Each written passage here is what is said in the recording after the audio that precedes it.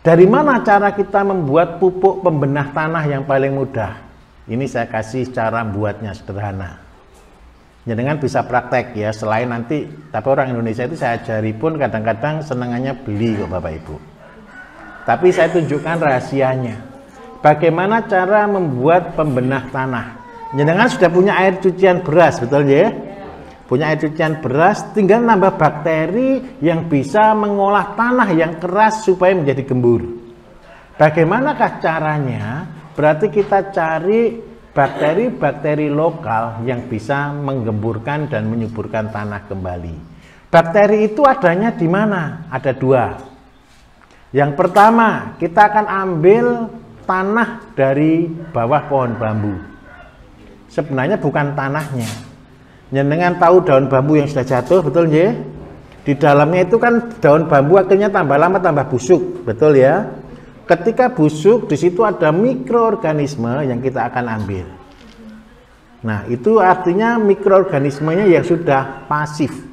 Kita ambil, kita masukkan ke dalam air beras. Kemudian kita kasih oksigen. Kita kasih aerator selama 2-3 hari. Ketika kita kasih aerator, dia akan hidup. Ketika dia hidup, maka air beras tadi sudah jadi pembenah tanah. Yang kedua, seandainya pembenah tanah ini juga bisa untuk menyuburkan, untuk menguraikan. Menguraikan apa? Sisa-sisa pupuk, sisa-sisa daun.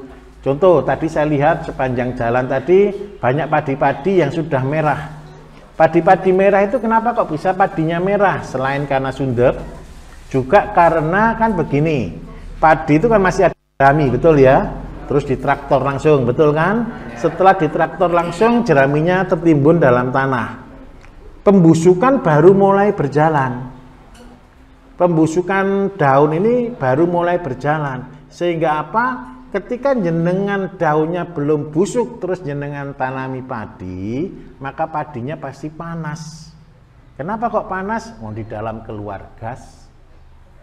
Nah, bagaimana cara yang paling betul? Sebelum ditanam, jeraminya tadi dinetralkan dengan cara apa? Pengurai.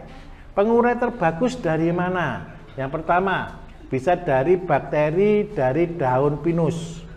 Yang kedua, bisa bakteri dari daun bambu. Caranya gimana ngambil bakterinya? Begini caranya. Ambil daun bambu, masukkan dalam kantong plastik, kemudian buat nasi. Ambil nasi dikepeli, kemudian taruh di atasnya daun bambu, kemudian ditutup. Dalam 2-3 hari, maka jamur tumbuh di dalam nasi tadi. Yang kedua, selain jamur tumbuh, bakteri-bakteri dari daun bambu ini akan pindah. Daripada makan daun bambu tidak enak, dia lebih senang makan nasi, kan gitu kan? Akhirnya pindahlah ke nasi. Setelah di nasi, dikembangkan bakterinya. Dikembangkannya di mana? Gunakan air beras tadi. Itu dipakai untuk nyemprot. Jadi sebelum ditraktor, jangan semprot ini daun-daun jerami tadi. Setelah itu baru ditraktor. Setelah ditraktor, biarkan 1 minggu, insya Allah tanahnya sudah baik. Manfaatnya apa ketika pupuk pembenah tanah ini digunakan? Sisa-sisa pupuk kimia yang ada di dalam tanah akan diurai, sehingga jenengan bisa bebas dari pupuk. Itu yang pertama. Tetapi ini hanya untuk 1 atau 2 kali. Setelah itu jenengan tetap penting gunakan pupuk.